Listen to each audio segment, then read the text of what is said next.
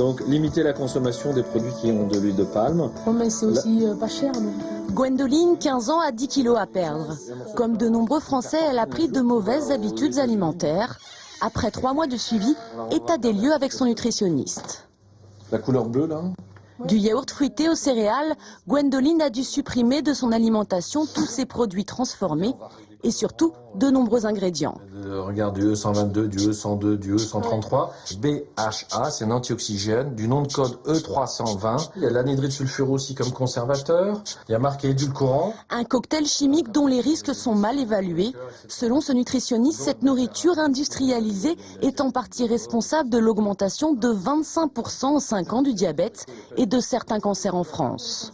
La malbouffe est une véritable bombe à retardement depuis 30 à 40 ans. Ce qu'il faut bien comprendre, c'est qu'on dit, regardez les personnes âgées actuellement, on en a qui ont 80 ans, plus de 80 ans et qui vont bien. Mais ces personnes n'ont pas été soumises à tous ces additifs chimiques. En 50 ans, notre alimentation a en effet beaucoup changé. La grande majorité des aliments est aujourd'hui transformée et produit à des coûts toujours plus bas.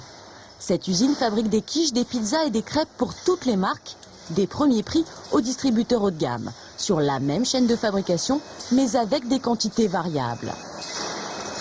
On peut avoir un produit qui peut être un peu moins riche en jambon. On peut avoir 2, 3%, 4% de moins de jambon, c'est un exemple.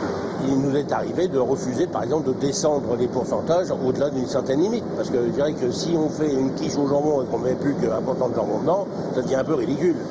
Autre indicateur de malbouffe, les acides gras trans. Utilisée dans de nombreux produits, cette huile hydrogénée augmente le mauvais cholestérol et favoriserait le cancer du sein. Depuis 4 ans, cette huile a été remplacée dans tous les aliments préparés dans cette usine. Aujourd'hui, c'est un peu plus cher. Combien ? Je pense que c'est de l'ordre à peu près autour de 10%. Des surcoûts qui expliqueraient pourquoi 2 à 3 fois plus de jeunes issus de milieux modestes sont en surpoids. Bien manger coûte plus cher, nous confirme la famille de Gwendoline. Leur budget alimentation est de 500 €, un quart du revenu mensuel. On est arrivé en moyenne à 50 € de plus par semaine. Je ne regarde pas tout ce qu'il y a sur les produits. Je regarde mon porte-monnaie. Et d'ailleurs, Bernadette avoue ne pas pouvoir suivre toutes les recommandations du docteur Chevalier. Il préconise de ne pas acheter des produits avec des arômes de synthèse. Mais en 50 ans, ils ont envahi nos assiettes. Nous sommes ici chez le leader mondial. Ouais, c'est bien, hein. Plus de 20 000 arômes de synthèse et naturels ont été créés ici. Peu coûteux, ils sont devenus indispensables. Ces arômes de synthèse ne se mettent pas au même niveau, au niveau du cerveau en termes de réception. Donc si vous voulez, ça peut être de véritables leurres et ça peut entraîner des troubles du comportement alimentaire. Un constat démenti par cette entreprise, car pour eux, les arômes permettent surtout de diminuer la teneur en sucre ou en sel.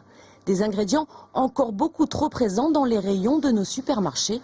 On retrouve du sel dans les yaourts, les viennoiseries ou encore la confiture. Ça donne du goût à des aliments qu'on n'a pas forcément beaucoup, ça rehausse certaines saveurs, comme les saveurs sucrées, ça augmente le poids des aliments en augmentant le contenu en eau, et ça fait boire plus.